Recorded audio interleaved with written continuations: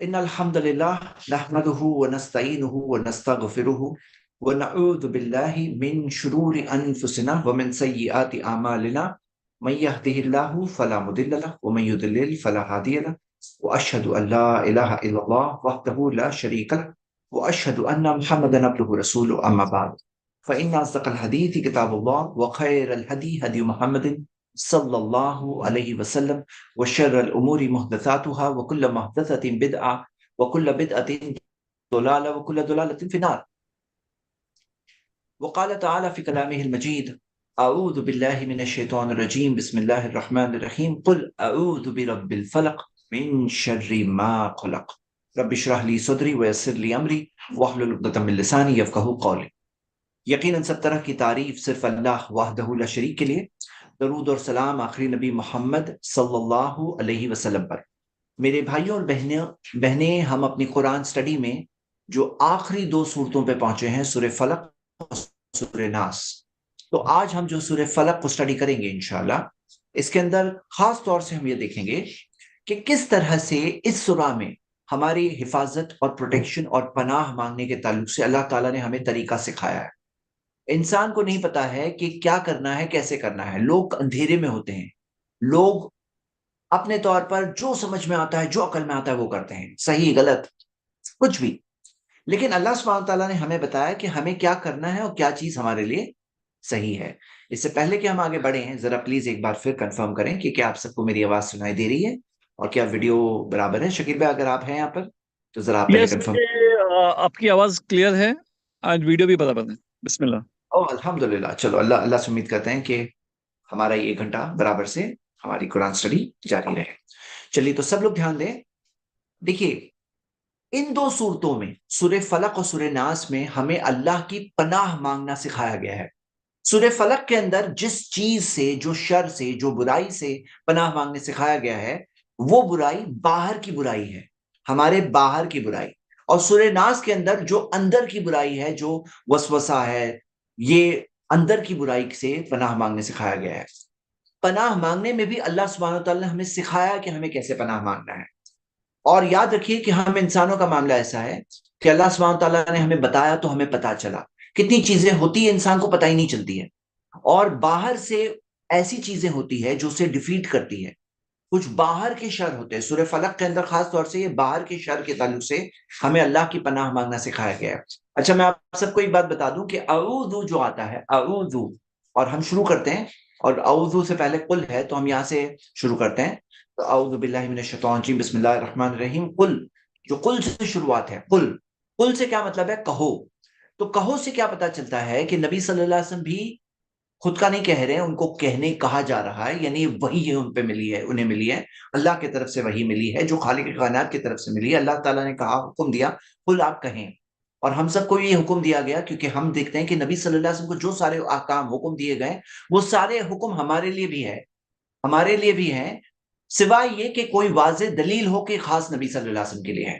تو ساری چیزیں جو نبی صلی اللہ علیہ وسلم کو دی گئی وہ ہمارے لیے بھی ہے. تو ہمیں بھی کہا گیا کہ قل کہو. تو ہمیں کہنے سکھایا گیا ہے، یعنی یہ دعا پڑھنے، اس طرح سے پناہ مانگنے سکھایا گیا. اللہ تعالیٰ نے ہمیں سکھایا. کیا سکھایا؟ اعوذ، میں پناہ مانگتا ہوں. میں پناہ مانگتا ہوں ہے، یہ عبادت ہے. اللہ کی پناہ مانگنا عبادت ہے. اور اسی وجہ سے یہ پناہ مانگنا جو اللہ تعالیٰ سے ہم پناہ مانگ رہے ہیں، یہ صرف اللہ تعالیٰ کے لیے ہے. آپ دیکھیے کہ اللہ تعالیٰ نے قرآن میں سورہ جن میں بتایا، وَمِنَ النَّاسِ مَن يَعُوذُونَ بِرِجَالٍ مِنَ الْجِنِّ. انسانوں میں ایسے لوگ تھے جنہوں نے پناہ مانگی جنوں کے لوگوں سے. تو جنوں کے لوگوں سے پناہ مانگی، فزادوہم رہقا، انہوں نے انہیں اور ڈرایا، وہ جنوں نے انہیں اور ڈرایا اور گمراہ کیا. تو ہم یہ دیکھتے ہیں کہ پناہ مانگنے میں اللہ تعالیٰ کی پناہ مانگنے سکھایا گیا ہے. اور اللہ سبحانہ تعالیٰ کی پناہ مانگنے میں اللہ تعالیٰ کو کس لقب سے پکارا گیا ہے؟ قل اعوذ برب الفلق، میں فلق کے رب کی پناہ مانگتا ہوں. فلق کسے کہتے ہیں؟ جو ہم دیکھتے ہیں فلق جو ہے وہ ہے، آپ اس طرح سے سمجھیں، فلق جو ہے دون کو کہتے ہیں. یعنی جب رات کا اندھیرا ختم ہوتا ہے اور جو صبح کی جو روشنی آتی ہے، سب سے پہلی روشنی جسے صبح صادق کہتے ہیں ہم، جہاں سے فجر کی نماز کا وقت شروع ہوتا ہے، تو جو فلق ہے وہ اسے ڈون جو کہتے ہیں ہم. رب الفلق، فلق کے رب کو، اللہ تعالیٰ کو رب الفلق کیوں کہہ رہے ہیں؟ یا بی رب الفلق کیوں کہہ رہے ہیں؟ کیونکہ یہ اللہ تعالیٰ کی ایک خصوصیت ہے کہ اللہ تعالیٰ وہ ہے جو رات کو ختم کر کے دن کو لاتا ہے، رات کو ختم کر کے دن کو لاتا ہے۔ دیکھیے رات کس چیز کے لیے اسٹینڈ ہوتا ہے؟ ذرا ایک منٹ ہولڈ کریں، میں ایک جیسے ایک منٹ ہولڈ کریں،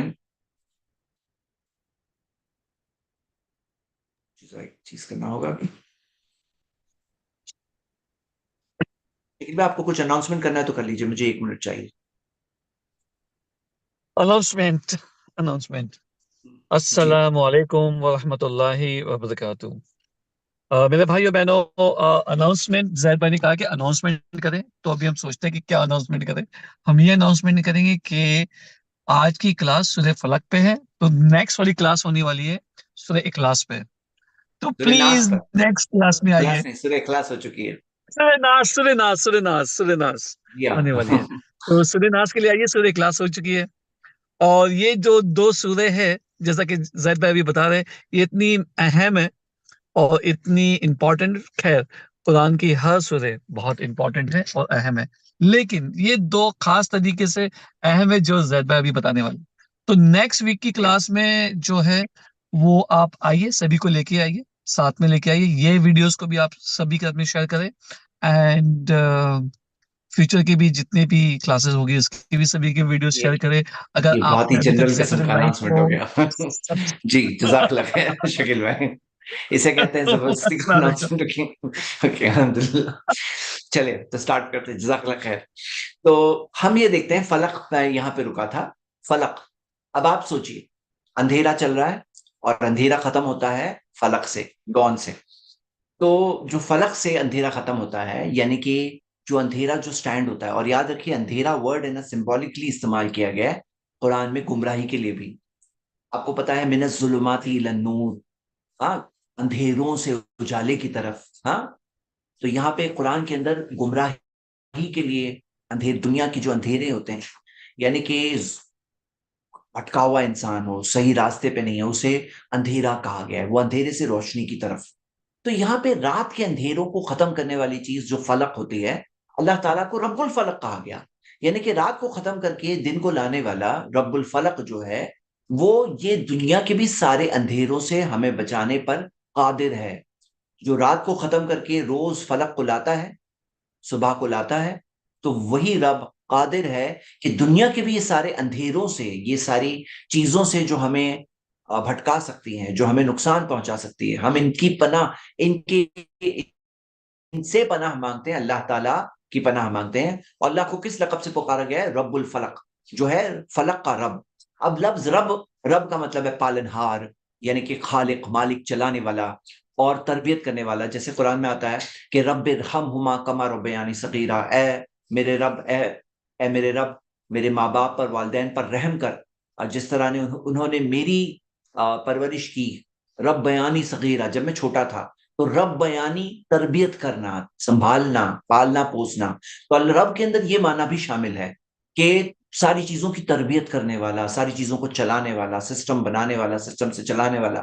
تو رب الفلق، ہم رب الفلق کی پناہ مانگ رہے ہیں۔ یہ حرف جر با ہے، اس کی وجہ سے رب الفلق ہو جاتا ہے، بھی رب الفلق۔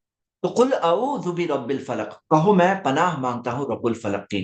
اور فلق لفظ جو ہم دیکھتے ہیں قرآن میں ایک اور جگہ سورہ انعام سورہ 6 آیت نمبر 96 میں آتا ہے، تو فالق الاصباح وجعل اللیل سکنا۔ تو فالق الاصباح، فالق یعنی کہ دن کو، فالق الاصباح صبح، دن کو، فالق یعنی کہ بریک اوپن کرنے والا، یعنی دن کی شروعات کرنے والا، دن کو کرنے والا اللہ تعالیٰ ہے۔ وجعل اللیل سکنا، اور اس نے رات تمہارے لیے سکنا، آرام کے لیے بنایا ہے۔ ہاں، تو ہم دیکھتے ہیں کہ یہ رب الفلق، یہ بات کہی گئی ہے۔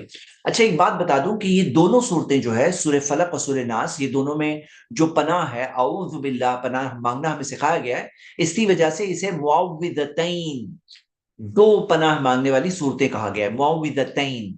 اور معوذات کسے کہا جاتا ہے؟ معوذتین یعنی تسنیہ، ڈوئل، ڈوئل یعنی سورہ فلق سورہ ناس کو اگر کمبائنڈ طور پہ دیکھیں تو معوذتین۔ اور اس کے تعلق سے ہم دیکھتے ہیں کہ ڈائریکٹلی صحابہ کا قول ہے، صحابہ نے خود اسے معوذتین کہا۔ جیسے نبی صلی اللہ علیہ وسلم کے بارے میں آتا ہے، عقبہ بن عامر رضی اللہ عنہ کہتے ہیں انہ سال النبی صلی اللہ علیہ وسلم عن المعوذتین، عقبہ بن عامر رضی اللہ عنہ نے نبی صلی اللہ علیہ وسلم سے پوچھا معوذتین کے بارے میں، قال عقبہ فآمنا بہما رسول اللہ صلی اللہ علیہ وسلم فی صلاۃ الفجر فأمنا بہما، فأمنا بہما امامت کی نبی صلی اللہ علیہ وسلم نے ان دونوں کے ذریعے، فی صلاۃ الفجر دو نماز صورتوں کے ذریعے صلاۃ الفجر میں، نبی صلی اللہ علیہ وسلم نے صلاۃ الفجر میں سورہ فلق اور سورہ ناس دونوں پڑھائی۔ یہ حدیث ہمیں ملتی ہے صحیح بخاری کے اندر ہے، اور صحیح بخاری کے اندر ہے، صحیح مسلم میں بھی ہے یہ حدیث۔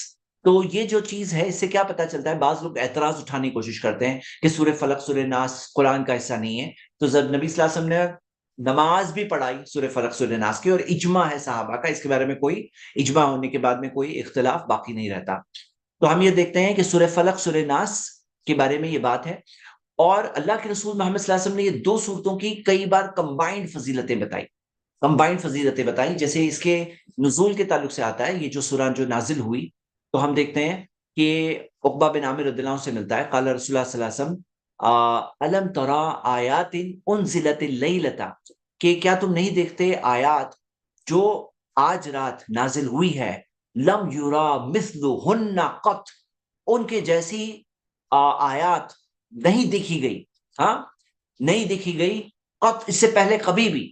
اور وہ کیا ہے، قل اعوذ برب الفلق وقل اعوذ برب الناس، وہ ہے قل اعوذ برب الفلق وقل اعوذ برب الناس۔ اس سے یہ بھی پتہ چلتا ہے نبی صلی اللہ علیہ وسلم نے ان کو قل اعوذ برب الفلق وقل اعوذ برب الناس سے کے نام سے بھی ریفر کیا، مطلب جو آیتوں کو ریفر کیا تو ایسا نہیں سورہ فلق سورہ ناس کہا، وہ بھی کہہ سکتے ہیں، وہ تو ہے ہی ثابت، لیکن قل اعوذ برب الفلق وقل اعوذ برب الناس بھی کہنا ہمیں ملتا ہے۔ اچھا معوذتین ہم نے دیکھا، معوذات کب کہا جاتا ہے، جب سورہ اخلاص کو بھی ساتھ میں جوڑ دیا جاتا ہے، یعنی کہ یہ plural of more than two ہے، جمع دو سے زیادہ والا جمع جو ہوتا ہے عربی کی زبان میں دو ٹائپ کے جمع ہوتے ہیں، ایک تسنیہ یعنی ڈوئل، اور ایک ہوتا ہے دو سے زیادہ والا جمع۔ تو معوذات جب کہا جاتا ہے تو یہ دو کے ساتھ سورہ اخلاص کو بھی جوڑ دیا جاتا ہے ریفر کرنے کے اعتبار سے۔ اچھا اس کے نزول کے تعلق سے میں ایک بات پہلے بتا دوں، اس سے پہلے ہم کنٹینیو کریں، تو ایک نزول کے تعلق سے کہ یہ سورہ کب نازل ہوئی، تو آپ دیکھیں گے کہ اس کے تعلق سے کئی سارے مفسرین کا یہ کہنا ہے کہ مکہ کے میں نازل ہوئی، ہاں اکثر کا یہ کہنا ہے کہ مکہ میں نازل ہوئی، اور یہ ہجرت سے پہلے نازل ہوئی، اور اس کی جو سٹائل بھی ہے یہ مکن صورتوں کی طرح بھی ہے، اور اس کے تعلق سے کئی سارے جو مفسرین ہیں ان کا یہی کہنا ہے کہ یہ مکہ میں نازل ہوئی۔ لیکن اس کے مدینہ میں نازل ہونے کے تعلق سے ایک حدیث ملتی ہے، صحیح بخاری کے اندر ہے، جس کے اندر آتا ہے کہ جب نبی صلی اللہ علیہ وسلم پر جادو ہوا تو لبید بن عاصم نام کے ایک یہودی نے نبی صلی اللہ علیہ وسلم پہ جادو کیا تھا، اور نبی صلی اللہ علیہ وسلم جب وہ جادو کے اثر میں تھے تو جبریل نے آ کر کے نازل کیا، یہ بات بتائی کہ معوذتین پڑھی جائے۔ اچھا یہ میرا یہ ڈسکنیکٹ ہو گیا ہے، جسٹ ایک منٹ ہولڈ کریں، امید کرتا ہوں میری آواز سنائی دے رہی ہے آپ کو؟ لاؤڈ اینڈ کلیئر زید بھائی۔ ہاں ہاں، تو میری اسکرین ڈسکنیکٹ ہو گئی ہے سماؤ، ابھی اوکے تو ابھی تو دکھ رہی ہے، اسکرین ڈسکنیکٹ ہو گیا، ڈسکنیکٹ ہو گئی یعنی میں دکھ رہا ہوں؟ آپ لکھ رہے ہو لیکن آپ کی شیئر ہاں اسکرین نہیں اوکے، ہے۔ اسکرین شیئر اسکرین ابھی آ رہی ہے انشاءاللہ، جسٹ آ رہی ہے۔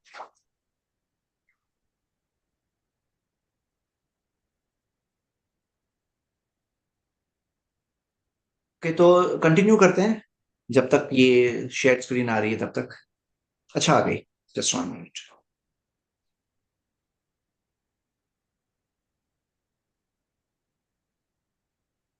جی تو ہم یہ دیکھتے ہیں کہ یہ صورتوں کے تعلق سے، یہ صورتوں کے تعلق سے آپ کو سلف میں جو دوسری حدیث بتا رہا تھا وہ یہ کہ صحیح بخاری حدیث ہے کہ جب نبی صلی اللہ علیہ وسلم پر جادو ہوا تب جبریل نے آ کر یہ نازل کیا کہ معوذتین پڑھی جائے۔ تو یہاں پر اس بارے میں بعض علماء نے یہ کہا ہے کہ یہ سورہ 2 بار نازل ہوئی تھی، مکہ میں اصلا نازل ہوئی تھی، اور مدینہ میں جب نازل ہوئی تھی تو تب انہیں یہ تاکید کی گئی تھی کہ یہ خاص طور سے علاج کے طور پر پڑھی جائے، سورہ فلق اور سورہ ناس علاج کے طور پر پڑھی جائے، اور جادو کے علاج کے طور پر، اور نبی صلی اللہ علیہ وسلم نے خود پڑھے، اور اللہ کے رسول صلی اللہ علیہ وسلم نے جب علی رضی اللہ عنہ کو بھیجا کہ جس چیز کے ذریعے نبی صلی اللہ علیہ وسلم پر جادو کیا گیا تھا وہ بتایا گیا تھا نبی صلی اللہ علیہ وسلم کو، اور وہ چیز لائی گئی، اور اس کے اوپر جو گانٹھ ماری ہوئی تھی وہ ایک ایک گانٹھ کھولتے گئے، اور ساتھ ساتھ میں سورہ فلق سورہ ناس پڑھتے گئے۔ تو ہمیں کیا پتا چلا کہ کبھی کبھار بعض لوگوں پر جب جادو جن کا ایسا کچھ معاملہ ہوتا ہے، جادو کچھ ہوتا ہے اور ان کو کوئی چیز مل جاتی ہے، گھر میں کوئی چیز مل گئی، تو وہ لوگ اسے ایسے ہی پھینک دیتے ہیں، ایسے ہی رکھ دیتے ہیں. حالانکہ کیا کیا نبی صلی اللہ علیہ وسلم نے اس کو ڈسٹروائے کیا، اس کے اندر جو گانٹ وغیرہ تھی اس کو اوپن کیا سورہ فلق سورہ ناس پڑھتے ہوئے، اور یہ طریقہ ہمیں ملتا ہے. اور وہ جادو کا اثر اس طرح سے نبی صلی اللہ علیہ وسلم پر ختم ہوا. اچھا، جادو کے اثر کے تعلق سے میں یہ بتا دوں کہ نبی صلی اللہ علیہ وسلم پر جادو کے اثر کے تعلق سے ہمیں حدیث ملتی ہے کہ یخیل الیہ، نبی صلی اللہ علیہ وسلم کو بس ایسے لگتا کہ وہ اپنی بیویوں کے پاس گئے تھے، حالانکہ نہیں گئے ہوتے تھے. تو یہ اثر تھا جو کچھ وقت تک نبی صلی اللہ علیہ وسلم پر رہا. اس سے باقی کی زندگی پر، باقی کے ایکشنز پر، وحی پر، ساری چیزوں پر، دین کی دعوت پر کوئی اثر نہیں تھا. اتنا اثر تھا اس جادو کا کہ نبی صلی اللہ علیہ وسلم کو ایسا لگتا کہ وہ اپنی بیویوں کے پاس گئے تھے، حالانکہ وہ نہیں گئے تھے. یہ چیز ہمیں ملتی ہے بخاری کی حدیث سے. تو یہاں یہ ملتا ہے کہ نبی صلی اللہ علیہ وسلم پر بھی جادو ہونا، اس سے ہم کئی چیزیں سیکھتے ہیں. کیونکہ ہم جیسے دیکھتے ہیں نبی صلی اللہ علیہ وسلم نماز میں بھولے. اب بھولنے سے ہمیں کیا پتا چلا؟ ہمیں پتا چلا کہ اگر ہم بھولیں گے تو کیا کرنا ہے. اگر سوچو نبی صلی اللہ علیہ وسلم زندگی میں کبھی نہیں بھولتے تو ہمیں بھی کبھی نہیں پتا چلتا کہ ہمیں کیا کرنا ہے. لیکن اللہ کے رسول صلی اللہ علیہ وسلم جب بھولے ہیں تو ہمیں بھی پتا چل رہا ہے کہ ہمیں کیا کرنا ہے اس سچویشن کے اندر. جی ٹھیک ہے. تو یہاں پہ ہم آگے کنٹینیو کرتے ہیں. سورہ فلق اور سورہ ناس کے تعلق سے میں نے آپ کو نزول کے تعلق سے بتا دیا، نزول کے تعلق سے. اور ہم پہنچے تھے قل اعوذ برب الفلق. ہم نے اس کی ایک مختصر کامنٹری دیکھی. جیسے میں جانتا ہوں، میں نے آپ کو بتایا کہ یہ ہم لوگ جو کر رہے ہیں یہ خاص طور سے ایک بہت ہی شارٹ سٹڈی کر رہے ہیں. بہت ساری ڈیٹیلڈ سٹڈی ہے. جیسے آپ اگر دیکھیں ابن القیم کی بہت مشہور کتاب ہے، جس بہت مشہور رائٹنگ ہے، جس کے اندر انہوں نے سورہ فلق کی تفسیر کی ہے. اچھا، میں ایک چیز بہت بینیفیشل سمجھتا ہوں کہ یہ سورہ کے تعلق سے جو بعض فضیلتیں ہیں وہ ہم لوگ دیکھ لیتے ہیں مختصر میں، شارٹ میں، اور پھر ہم آگے بڑھیں گے. تو جیسے فار ایگزامپل نبی صلی اللہ علیہ وسلم نے فرمایا وَلَن تَقْرَأَ شَيْئًا أَبْلَغَ عِندَ اللَّهِ مِنْ قُلْ أَعُوذُ بِرَبِّ الْفَلَقِ، کہ تم کبھی نہیں پڑھو گے کوئی ایسی چیز جو ابلغ عند اللہ، اللہ کے نزدیک زیادہ بلاغت والی ہے، مور ایلوکوینٹ ہے، سوائے قل اعوذ برب الفلق. تو یہ یعنی موسٹ ایلوکوینٹ سورہ ہے. اللہ کے رسول صلی اللہ علیہ وسلم نے ایک جو اس میں بتایا، جو سورۃ سنن نسائی کی حدیث صحیح سند سے ملتی ہے، یہ میں جو حدیث میں نے ابھی جو پڑھی. ایک اور چیز ہم دیکھتے ہیں کہ یہ پناہ مانگنے میں سب سے بہترین، اور ایک حدیث میں آتا ہے یا عقبہ تُعَوِّذْ بِهِمَا، اے عقبہ، نبی صلی اللہ علیہ وسلم نے عقبہ بن عامر رضی اللہ عنہ کو سکھایا، انہوں نے ہم تک بات پہنچائی کہ اے عقبہ تُعَوِّذْ بِهِمَا، ان دو کے ذریعے پناہ مانگو. فَمَا تَعَوَّذَ مُعَوِّذٌ بِمِثْلِهِمَا، کیونکہ کوئی پناہ مانگنے والا نہیں پناہ مانگتا سوائے ان دونوں جیسے. بِهِمَا یعنی دونوں، یعنی سورہ فلق سورہ ناس، یعنی ان دو کے جیسی کوئی چیز ہی نہیں ہے پناہ مانگنے کے لیے. یعنی اللہ کی پناہ مانگنے کے لیے یہ دو جیسی کوئی چیز ہی نہیں ہے. تو ہمیں اس کو کم نہیں سمجھنا چاہیے کہ سورہ فلق سورہ ناس. تو اگر دیکھیں سورہ فلق سورہ ناس تو بہت پاپولر سوراز ہے، الحمدللہ بچوں کو پتا ہوتی ہے. اور بعض لوگ ہمارے بھائی ایسے ہیں جو وہ لوگ بھی یاد کرتے ہیں، جو کہتے ہیں کہ یہ فاتحہ کا حصہ ہے، فاتحہ دینا ہے تو تین کل اور سورہ فاتحہ. حالانکہ سورۃ الفاتحہ 7 آیتیں ہیں، اس کے اندر تین کل اس میں شامل نہیں ہوتے، فاتحہ میں شامل نہیں ہوتے. لیکن ان اینی کیس ان کو سورہ فلق سورہ ناس اس وجہ سے اچھے سے پتا ہوتی ہے. تو آئیے ہم یہ اسٹڈی کر رہے ہیں سورہ فلق سورہ ناس کو آج. اور ہم دیکھ رہے ہیں کہ یہ دونوں صورتوں کی ایک اور فضیلت یہ بھی ہے کہ نبی صلی اللہ علیہ وسلم جب کبھی کسی بیماری میں ہوتے، ہاں جب تکلیف اور درد میں ہوتے، تو نبی صلی اللہ علیہ وسلم دونوں معوذتین خود پر پڑھتے اور دم کرتے. اور جب ان کا درد بہت انٹینس ہوا تو عائشہ رضی اللہ عنہ کہتی ہیں کہ وہ خود پڑھتی تھی اور ان کے ہاتھوں پر دم کرتی تھیں، اور ان ہاتھوں کو وائپ کرتی تھی باڈی پر نبی صلی اللہ علیہ وسلم کو، کیونکہ وہ ہاتھوں میں جو برکت اور خیر اللہ تعالیٰ نے رکھا تھا تو نبی صلی اللہ علیہ وسلم کے ہاتھوں کے ذریعے ان کی باڈی پر رب کرتی تھی. پتہ چلا یہ ٹریٹمنٹ بھی ہے. اور رقیہ کرنا، قرآن کے ذریعے رقیہ کرنا بھی ثابت ہے. اور اس کے اندر دلیل میں سے دلائل میں سے دلیل یہ دونوں صورتوں کو پڑھنا ہے. اور قرآن میں ایسا دیا بھی ہے وَنُنَزِّلُ مِنَ الْقُرْآنِ مَا هُوَ شِفَاءٌ وَرَحْمَةٌ لِّلْمُؤْمِنِينَ، کہ ہم نے قرآن میں نازل کیا ہے وہ ہے جو شفا ہے اور رحمت مومنوں کے لیے. سورۃ الاسراء سورہ 17 آیت نمبر 82. تو ہم یہ دیکھتے ہیں کہ ہمیں قرآن کی خاص فضیلت اس میں مل رہی ہے یہ سورہ کے اندر. اور اسی طرح آپ کو پتا ہوگا کہ اللہ کے رسول محمد صلی اللہ علیہ وسلم نماز کے بعد بھی، فرض نمازوں کے بعد بھی پڑھا کرتے تھے سورہ فلق سورہ ناس. اور خاص طور سے سونے سے پہلے بھی نبی صلی اللہ علیہ وسلم پڑھا کرتے تھے سورہ فلق سورہ ناس 3 بار. ہاں 3 بار پڑھا کرتے تھے. اور یہ پڑھ کر دم کر کے باڈی پر اپنے رب کرنا یہ ہمیں ملتا ہے. تو اس سے پروٹیکشن ہوتا ہے ہمارے لیے. تینوں کل پڑھنا ہمیں ملتا ہے رات میں سونے سے پہلے. تو یہ ایک بریف انٹروڈکشن کے بعد اب ہم آئیے واپس آتے ہیں اپنے اسٹڈی پر قل اعوذ برب الفلق. تو آئیے اعوذ برب الفلق کے اندر میں نے کچھ چیزیں آپ کو بتائی ہیں، اس سے ہم آگے بڑھتے ہیں. من شر ما خلق، من شر ما خلق، اس چیز کے شر سے جو اللہ تعالیٰ نے بنایا، جو اللہ تعالیٰ نے بنایا، اس چیز کے پیدا کیا، اس چیز کے شر سے ہم اللہ کی پناہ مانگ رہے ہیں. اب یہاں پر میرے بردرز اینڈ سسٹرز، جو شر ما خلق، یہ شر جو ہے نا، ایول، یہ ہے کیا؟ تو آئیے ہم اس کو الگ الگ اینگل سے دیکھتے ہیں. ایک اینگل یہ ہے کہ دنیا میں جو شر ہے نا، ابن القیم الجوزی نے اپنی کتاب میں لکھا ہے، وہ بولے دو ٹائپ کا ہوتا ہے. ایک شر وہ ہوتا ہے جو ہمارے خود کے گناہوں کی وجہ سے جو شر آتا ہے، ہمارے خود کے کاموں کا نتیجہ ہوتا ہے، وہ شر جو ہمارے خود کے کاموں کا نتیجہ ہوتا ہے. اور ایک شر وہ ہوتا ہے جو دوسروں کے کچھ کرنے کی وجہ سے یا حالات کی وجہ سے ہم پر آتا ہے. مطلب ایسے ہی حالات تھے، زلزلہ آ گیا.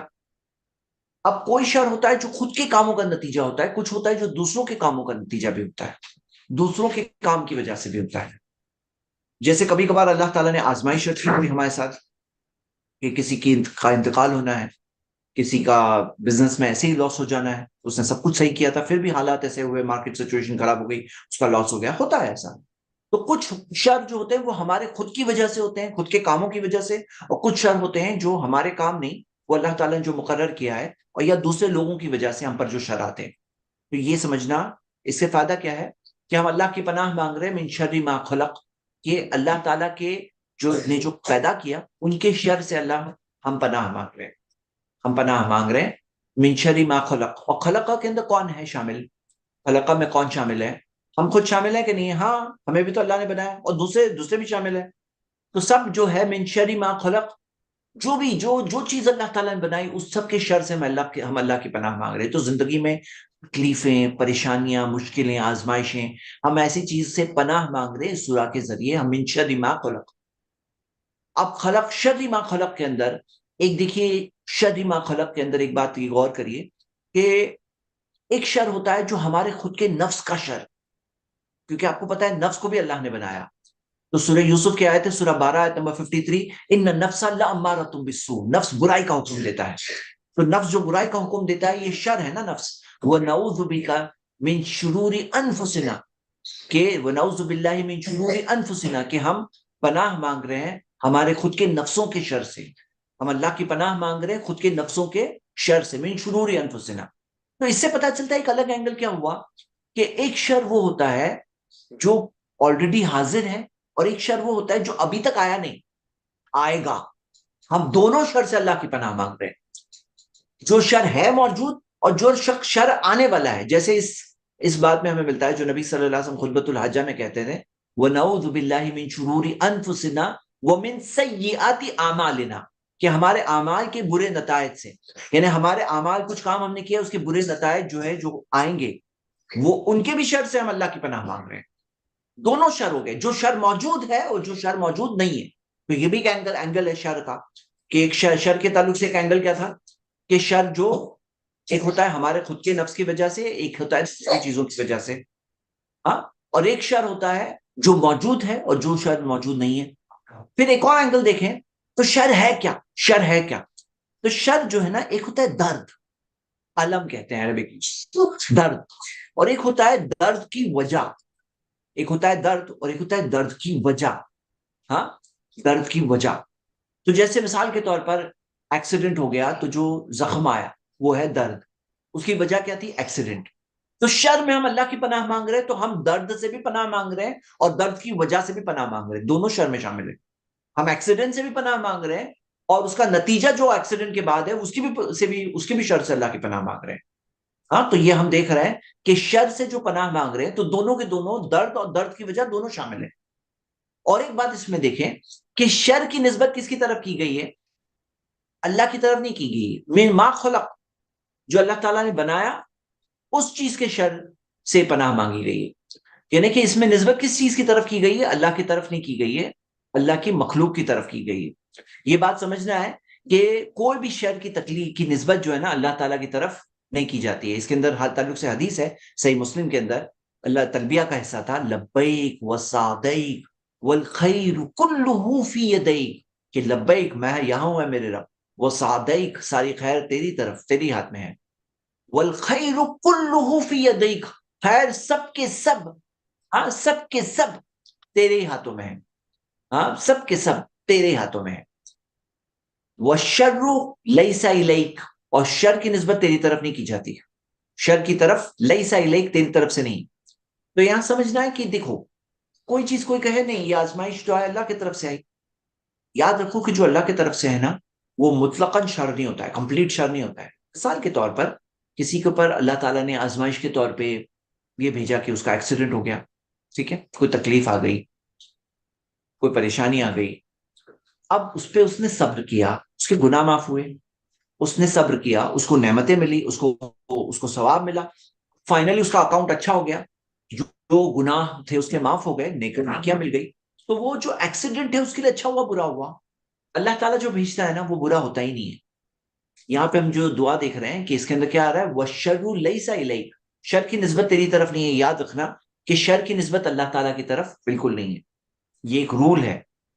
اسی وجہ سے سورۃ الفاتحہ میں بھی صراط الذین انعمت علیہم، ان کا راستہ جن پر تو نے نعمت کی، اللہ کی طرف نسبت کی گئی ہے، نعمت اللہ نے کی، مطلب جو ہدایت پر ہے، جو صحیح راستے پہ ہے، غیر المغضوب علیہم ولا الضالین، ان کا راستہ نہیں جن پر غضب ہوا، ان کا راستہ نہیں جو گمراہ ہو گئے۔ اب اس کے اندر اللہ کی طرف نسبت نہیں جڑی گئی، کنیکشن اللہ سے نہیں جوڑا گیا ہے۔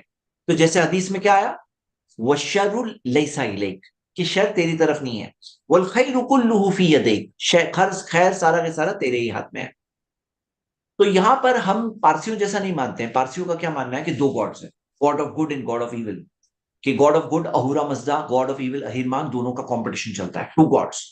نہیں، ہم وہ نہیں مانتے، ہم یہ مانتے ہیں کہ سب چیز اللہ ہی کے ہاتھ میں ہے، اللہ ہی کی طرف سے آتا ہے، لیکن نسبت جو ہے شر کی وہ اللہ کی طرف نہیں کی جاتی ہے۔ آزمائشیں بھی اللہ کی طرف سے، نعمتیں دینے والا بھی اللہ ہے، پریشانی آزمائشیں بھی دیتا ہے، لیکن وہ شر فائنل شر نہیں ہے، وہ آزمائش ہے، اس میں انسان فیل ہوگا تو غلط کام کرتا ہے، جو انسان غلط کام کرتا ہے وہ اس کی طرف نسبت ہے۔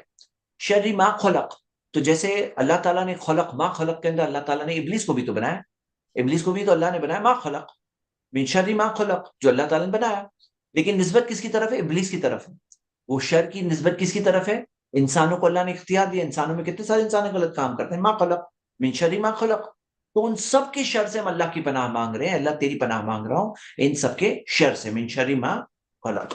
تو یہ بات کو ہمیں سمجھنا چاہیے، یہ بہت اہم بات ہے جو اس آیت میں ہم پڑھ رہے ہیں۔ اب آگے ایک شر کو ہم نے تین اینگل سے دیکھا، وہ تینوں اینگل یاد رکھیے گا، ہاں تین اینگل سے ہم نے دیکھا۔ کون سے تین اینگل تھے؟ پھر سے میں ریپیٹ کر رہا ہوں۔ ایک اینگل کیا تھا کہ شر جو ہمارے گناہوں کی نتیجے کی وجہ سے آتا ہے، اور سیکنڈ جو حالات کی وجہ سے، لوگوں کی وجہ سے آتا ہے، ہم دونوں کی سے پناہ مانگ رہے ہیں اللہ کی۔ دوسرا شر وہ ہے جو ہے موجود اور جو آئے گا، دونوں کی پناہ مانگ رہے ہیں اللہ تیرے سے، تجھ سے پناہ مانگ رہے ہیں جو موجود ہے اور جو آنے والا ہے، دونوں شر کی سے پناہ مانگ رہے ہیں اللہ کی، ہاں۔ اور تیسرا جو ہے شر جو علم ہے، درد ہے اور درد کی وجہ ہے، دونوں کی شر سے ہم اللہ تیری پناہ مانگ رہے ہیں۔ شر کیا ہے؟ درد شر ہے، اور درد کی وجہ شر ہے، تو دونوں سے ہم اللہ تیری پناہ مانگ رہے ہیں۔ یہ ہم نے ساری بات دیکھی، کتنی جامع دعا ہے، من شر ما خلق، کہ جو اللہ تو نے بنایا وہ سب کی شر سے اللہ تیری پناہ مانگتا ہوں۔ آگے وَمِن شَرِّ غَاسِقٍ اِذَا وَقَبَ، کہ شر سے، غاسق کے شر سے، غاسق، غاسق کیا ہے؟ غاسقٍ اذا وقب، امام ابن کثیر اس بارے میں جو ایکسپلین کرتے ہیں، من شر غاسق اذا وقب، تو مجاہد کی تفسیر ہے، وہ کہتے ہیں غاسق رات ہے، اور وقب جب سورج ڈوب جاتا ہے، ہاں جب سورج ڈوب اذا وقب۔ اور ہم دیکھتے ہیں اس بارے میں ایک اور جو کئی ساروں سے بھی ملتا ہے کہ غاسق کیا ہے، جب رات، جو ہم دیکھتے ہیں الضحاک، الضحاک، حسیف، حسن بصری، قتادہ، محمد بن کعب اور ابن عباس رضی اللہ عنہما، من القرظی، محمد بن کعب القرظی، تو یہ سب کے بارے میں کیا آتا ہے، وہ کہتے ہیں رات جب اندھیرے میں بڑھ جاتی، یعنی رات جب اندھیرے میں آگے بڑھ جاتی، وہ ہے من شر غاسق اذا وقب، یعنی رات جب اندھیرا چھا جاتا ہے۔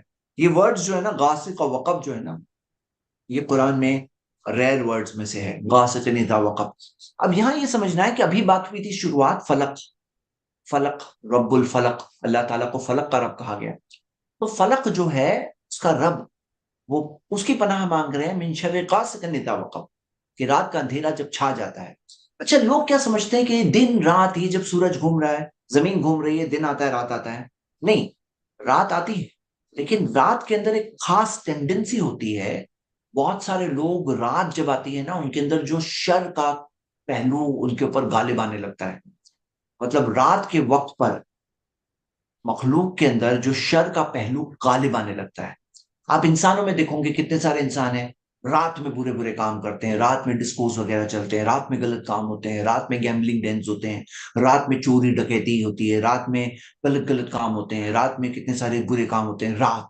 تو رات میں ایک ٹینڈنسی ہوتی ہے جس کے اندر مخلوق کے اندر شر کا پہلو بڑھتا ہے۔ اب لوگ کیا سمجھتے ہیں بس دن رات یہ سب یہ کیا ہے، زمین گھوم رہی ہے تو دن آیا رات آیا؟ ویسے نہیں ہے، رات کے اندر ہے ایسا پہلو ہے کہ رات کے اندر شر کا پہلو غالب آتا ہے۔ اور مومن بندے جو ہوتے ہیں نا، ایسے ٹائم پر جو لوگ قیام اللیل کر رہے ہیں، اللہ سے دعائیں کر رہے ہیں، رات میں جب اندھیرا چھا جاتا ہے وہ لوگ نماز پڑھ رہے ہیں، تو ان کی خاص فضیلت ہے۔ ہاں، یعنی کہ ایسے وقت پر جب شر کا پہلو بڑھتا ہے، ایسے وقت پر یہ لوگ عبادتیں کر رہے ہیں، اللہ سے دعا کر رہے ہیں۔ اللہ بھی کہتا ہے کون ہے مانگنے والا کہ میں اسے دے دوں رات کے آخری ایک تہائی میں۔ تو یہ بات ملتی ہے کہ شر کا پہلو جو ہوتا ہے، جیسے آپ دیکھیں گے کہ جن و شیاطین ایسے وقتوں پر پھیلتے ہیں، اپنے برے کاموں میں ایکٹیو ہوتے ہیں۔ ہاں، تو یہ ایک انسانوں کی ٹینڈنسی دکھ رہی ہے، جن و شیاطین کی ٹینڈنسی دکھ رہی ہے۔ اور کتنے سارے جیسے کیڑے مکوڑے ہوتے ہیں، ایسے کرالنگ کریچرز ہوتے ہیں، بعض جو ہوتے ہیں جیسے چوہے رات میں ایکٹیو ہو جاتے ہیں، سانپ وغیرہ رات میں زیادہ ایکٹیو ہوتے ہیں۔ تو ایسے مخلوق کے اندر یہ سب میں ایک جنرل ٹینڈنسی دکھ رہی ہے کہ شر کا پہلو ایک طرح سے غالب ہوتا ہے رات کے وقت پر۔ تو ہم اللہ کی پناہ مانگتے ہیں جو رب الفلق ہے، من شر غاسق اذا وقب، جب وہ پھیل جاتا ہے۔ آگے اللہ سبحانہ تعالیٰ نے فرمایا وَمِن شَرِّ النَّفَّاثَاتِ فِي الْعُقَدِ، اور پھونکنے والیوں کی شر سے، ہاں، شر سے، اذا فی العقد، جو گانٹھ پر، جو گرا ہوتی ہے، گانٹھ پر پھونکنے والیاں ہیں، ہاں، گرا پر اس میں جو پھونکنے والیاں ہیں، ان کے شر سے اللہ تیری پناہ مانگتا۔ تو یہاں پر ہم دیکھ رہے ہیں جادو کا ذکر ہے۔ گانٹھ، گانٹھ اس پہ پھونکنا، یہ جادو کا ایکشن ہے۔ جادوگری میں ایسے کام ہوتے ہیں، گانٹھ مار مار کر اس پہ پھونکتے ہیں وہ لوگ، اور اس چیز کا ذکر ہے اللہ تعالیٰ نے کیا۔ یعنی کہ جادوگری کو پہچاننے کے لیے ایک نشانی بھی بتائی، جادوگری کی ایک پہچان یہاں پہ اللہ تعالیٰ نے بتائی، اور یہ بتایا کہ وہ لوگ کیا کرتے ہیں، اس طرح سے پھونکتے ہیں، یہ پھونکنا اور گانٹھ مارنا، اور ان کے شر سے ہم پناہ مانگ رہے ہیں رب الفلق کی، جو فلق کا رب۔ تو ان کے شر سے، یعنی جادوگری کرنے والوں کی شر سے اللہ تیری پناہ مانگ رہے ہیں۔ من شر النفاثات فی العقد۔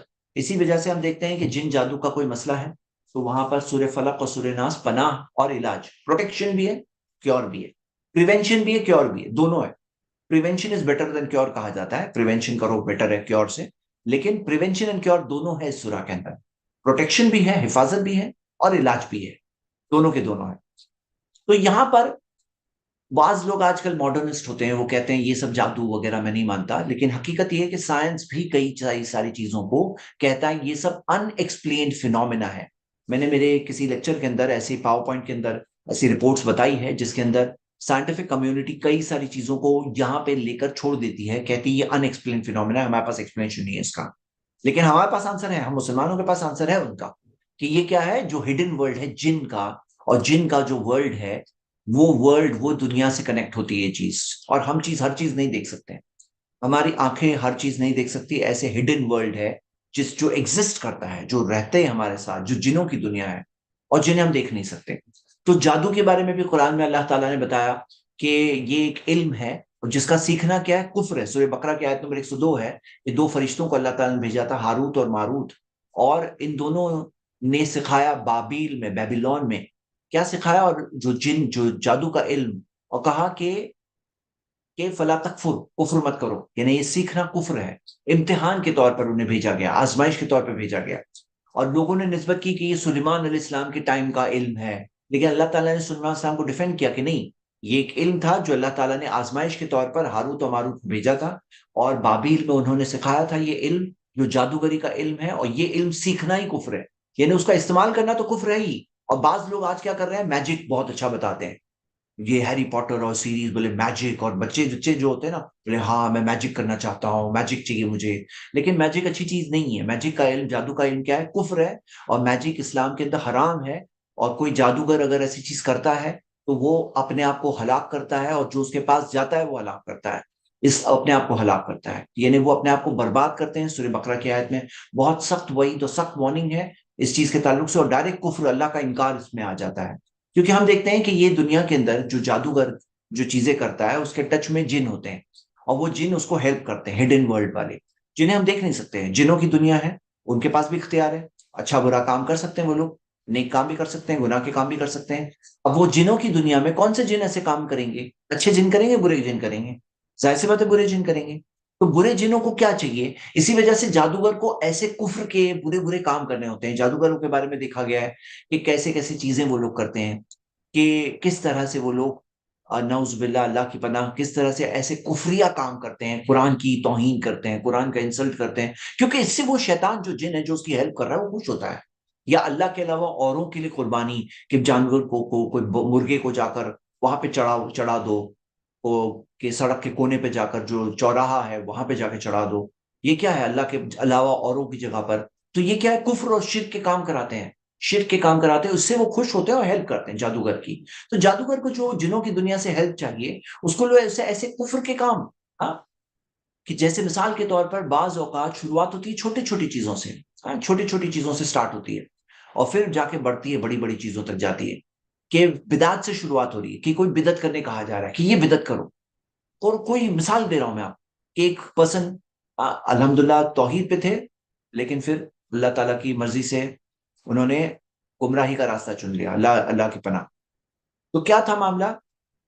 وہ کہہ رہے تھے کہ صرف آیت الکرسی 100 بار. اب آیت الکرسی پڑھنا اچھی بات ہے، 100 بار کا نمبر قرآن حدیث میں کہیں نہیں ہے کہ 100 بار پڑھنا ہے. بولے 100 بار پڑھو. 100 بار پڑھنا یہ نمبر نہیں آیا، بدعت سے شروعات ہوئی ان کی. بدعت سے شروعات ہوئی، وہ جن و جادو کی دنیا میں انٹروڈیوس ہو گئے. وہ دنیا میں انٹر ہونا ہی کفر ہے. وہ آدمی برباد ہو جاتا ہے وہاں گیا تو. کیونکہ کیا ہوتا ہے، آپ دیکھو گے بنگالی باباز کے کیسز تھوڑے سال پہلے آئے تھے، کہ بنگالی بابا جتنے بچوں کی قربانی کرا رہے تھے کہ بچے کڈنیپ ہو رہے تھے، بچوں کا قتل کرا رہے تھے. وہ لوگ بنگالی بابا چڑھاوا چڑھا رہے تھے، بچے کا چڑھاوا. سوچ سکتے ہو کتنا بدترین گناہ. یعنی کہاں سے شروع ہو رہی ہے؟ بدعت سے شروع ہوگی، کوئی شرکیہ چیز سے شروع ہوگی، بدترین قسم کے گناہوں تک پہنچیں گے لوگ. یہ چیز کی سے ہمیں بچنے کہا گیا. اب یہاں ایک کوشچن یہ ہے کہ نفاذات کیوں ذکر ہے؟ اس میں دو الگ الگ باتیں ملتی ہیں. ایک بات یہ ملتی ہے کہ کئی بار عورتیں کرنے میں اس میں آگے ہوتی ہے، یا کرانے میں ہوتی ہیں. کیونکہ بعض اوقات یہ ہوتی ہیں کہ بعض عورتیں معاف نہیں کر پاتی ہے، درگزر نہیں کر پاتی ہے، دل میں کینہ بھری رہتی ہیں. کہ بھرے بھرے بھرے ایسے کسٹمر ہوتے ہیں، یہ جادوگروں کے کسٹمر ہوتے ہیں. تو جادوگر کرنے والے تو بہت سارے بنگالی بابا یہ سب تو جینز ہی ہوتے ہیں، لیکن ان کی کسٹمرز لسٹ میں لیڈیز کا نمبر زیادہ ہوتا ہے.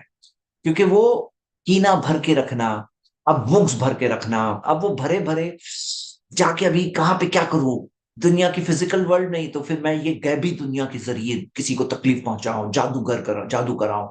اور جادو کرانے میں بہت سارے ایسی عورتیں اس کے اندر غالب، یعنی وہ لوگ کسٹمر بنتی ہیں ایسی دنیا کی. تو اس لیے نفاثات اس لیے آیا ہے. یہ ایک ایکسپلینیشن ہے. ایک ایکسپلینیشن میں نے یہ بھی جانا ہے کہ اس کے اندر نفس جو ہے نا، عربک ورڈ نفس، یہ نفس جو ہے یہ فیمیل ورڈ. مطلب عربک کی زبان کے اندر بعض چیزیں ہوتی ہیں جو سمائی مؤنث کہتے ہیں، کہ جیسے شمس، سن کو مؤنث کہا گیا ہے، یا ارد، زمین کو مؤنث کہا گیا ہے. تو اسی طرح نفس کو مؤنث کہا گیا ہے. تو نفس کے اندر یہ نفس محذوف ہے ورڈ، کہ ایسے نفسوں کے شر سے پناہ مانگ رہا ہوں. جو نفاثات ہے وہ نفس کے لیے آ رہا ہے. نفس یعنی کہ ایسے لوگ. تو یہ اس کے لیے ایک میں نے سنا تھا، اللہ عالم، میں نے دونوں چیزیں جو سنی میں نے آپ تک پہنچا دی، کہ یہ دونوں پاسبلٹی اگر وہ نفس والا ایکسپلینیشن لیں گے، یہ ورڈ وہاں پہ انڈرسٹوڈ ہے، ہڈن ہے. شر کے ایسے نفسوں کے شر سے جو پھونکنے والیاں ہیں. تو یہ والیاں جو ورڈ ہے یہ ایکچولی وہاں اس کے لیے ذکر ہے. اللہ عالم، یہ اس بارے میں ہم نے دیکھا ہے. تو من شر النفاثات فی العقد، جو عقد، جو گانٹ پر، ناٹس پر پھونکنے والیاں. اور یعنی کہ اس سے ہم نے جو جادو کی دنیا کی ریالٹی پہ فوکس کیا کہ وہ دنیا ریئل ہے، اور ہمیں پناہ مانگنا سکھایا گیا. دیکھو قرآن پوری ہدایت کی کتاب ہے. قرآن کے اینڈنگ میں 2 صورتیں ہیں جو ہدایت سکھا رہی. یہ جو 2 صورتیں ہیں جو پناہ مانگنا سکھا رہی ہے کہ ابھی ہدایت تو آ گئی، راستہ تو آ گیا، اب برباد ہونے کے لیے کیا معاملہ ہے. یہ ایسی چیزیں جو پناہ مانگنا ہے، اللہ کی پناہ مانگنا ہے تاکہ ہم بچ سکیں، اپنے آپ کو گمراہیوں سے بچا سکیں، بری چیزوں سے بچا سکیں. آؤٹ سائڈ والی پرابلمز والی چیزیں سورہ فلق میں ہے. اندر والا پرابلم جو ہے، جو ہمارے نفس کی وسوسے ہیں وغیرہ، وہ سورہ ناس میں اتر رہی ہے. تو من شر النفاثات فی العقد. ہاں، تو ہم یہ دیکھ رہے ہیں ان کے شر سے پناہ مانگی گئی، اللہ کے شر، اللہ کی پناہ. اور جادو کا بھی کام بہت سارا راتوں میں یہ ہوتا ہے. تو آپ دیکھ رہے ہیں ابھی ہم اس کو کنیکٹ کر رہے ہیں، سنو پیچھے پیچھے کنیکٹ کر رہے ہیں. نفاثات جو ہے اس کا کنیکشن کیا ہے؟ غاسق اذا وقب سے ہے. ہاں ہے، رات میں یہ جن جادو کا کام زیادہ ہوتا ہے. اور شر ما خلق ہے، ہاں یہ مخلوق کے شر میں سے ہے. تو یہ مخلوق کا شر جو ہے، جو رات میں بہت زیادہ ظاہر ہوتا ہے، اور اس میں بدترین قسم کا ایک شر جو ہے نفاثات فی العقد، جو جادوگری کرتے ہیں جو لوگ، یہ بدترین قسم کا شر ہے. تو شر ما خلق کے اندر وہ شامل ہے. تو ہم اللہ کی پناہ مانگ رہے ہیں. اعوذ برب الفلق، جو فلق کا رب ہے، جو سارے مخلوق کے شر، مخلوق کے شر کے اندر جادوگر آ گیا، جادوگر کا شر آ گیا، ہاں آ گیا. اور غاسق اذا وقب کے اندر آ گیا وہ، ہاں آ گیا. اور نفاثات فی العقد کے اندر اسپیسیفکلی ذکر ہے اس کے اندر. اور پھر آگے ہم پڑھتے ہیں وَمِن شَرِّ حَاسِدٍ اِذَا حَسَد، اور حسد کرنے والے کے شر سے جب وہ حسد کرتا ہے. تو جو حسد کرنے والا ہے، اس کے شر سے پناہ مانگنا ہمیں سکھایا گیا کہ ہم اس کے شر سے پناہ مانگے. تو حسد، حاسد یعنی حسد کرنے والا، یہ اس کے شر کے بارے میں ہم جانتے ہیں کہ حسد سے کتنے سارے پرابلمز ہوتے ہیں.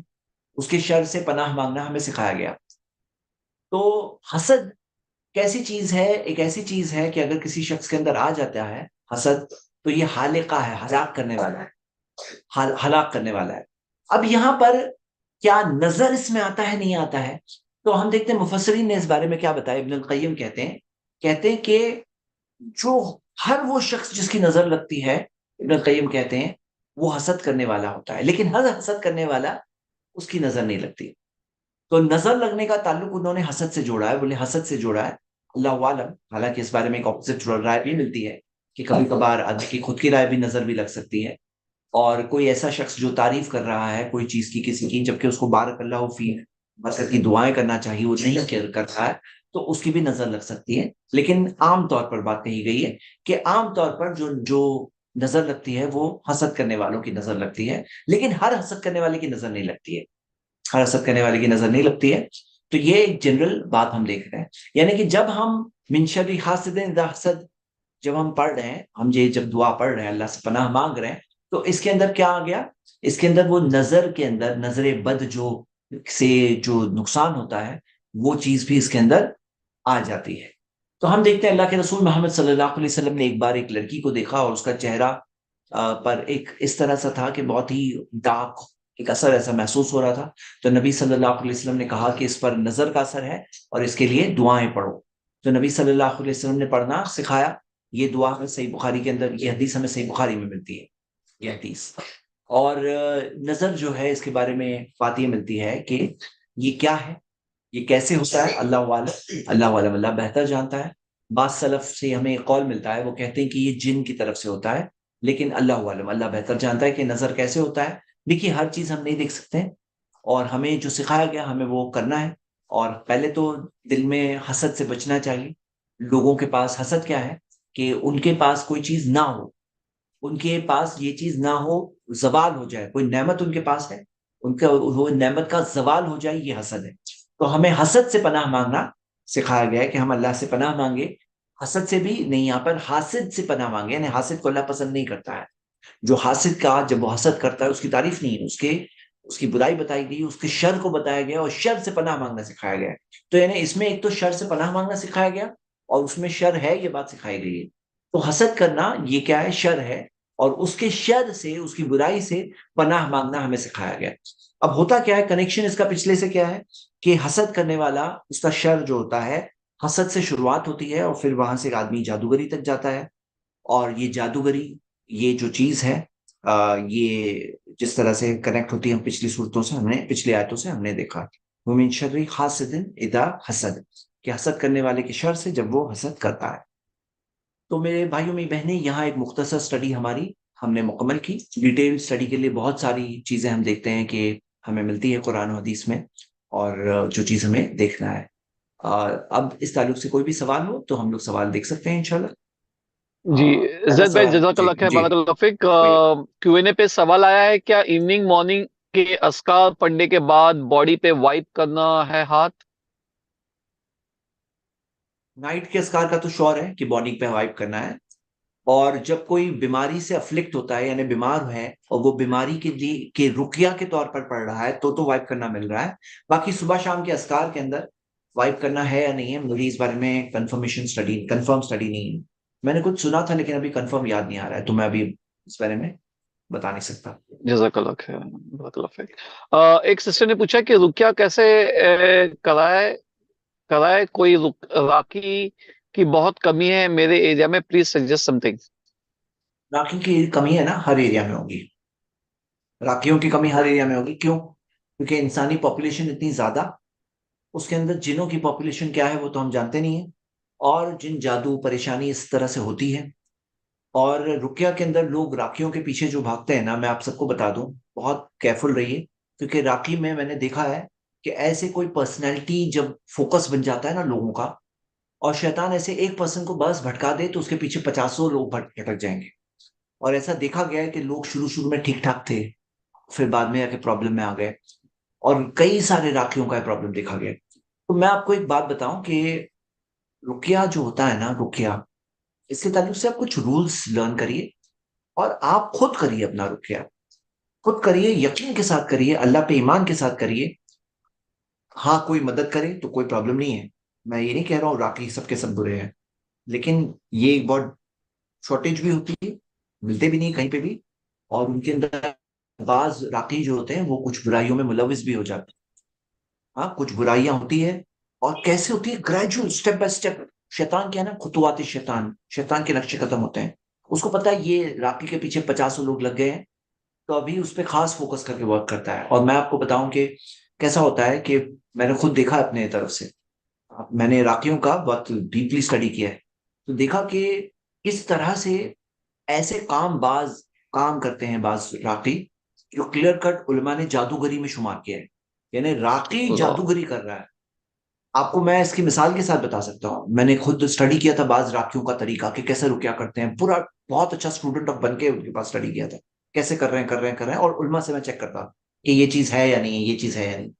تو میں نے ایسے ملٹیپل راکھیوں کو دیکھا کہ وہ کیا کر رہے ہیں کہ امیجنری ورلڈ میں جاتے ہیں.